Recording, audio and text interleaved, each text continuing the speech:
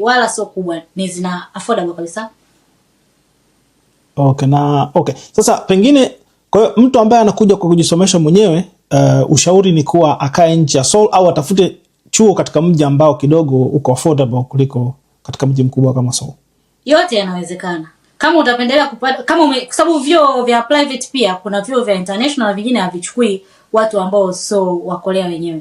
Kwa hiyo unaweza ukaangalia miji ambayo iko mbali ukakosa chuo ambacho kinachukua international students. Kwa hiyo inabidi tu pale kilichokopa pale Seoul. Lakini kwa sababu kunafikika, yani sio kama Tanzania labda uwezo ukawa unasema labda usafiri ni mbali au changamoto za foleni na nini, hapana. Huku usafiri hausumbui. Kwa hiyo ni kunafikika. Kokote utakaposoma ni kunafikika. Yani miundombinu yao ya usafiri kwa kweli kwa vizuri kwamba haitakukatisha wewe kushindwa kufanya mambo yako vile yanavyotakiwa. Kwa hiyo ni unaweza ukaapply chuo Seoul, lakini pia ukaishi nje ya Seoul, ukaishi pembezoni ili kuafford gharama zote, yani maisha yako yakawa tu rahisi ya kila siku.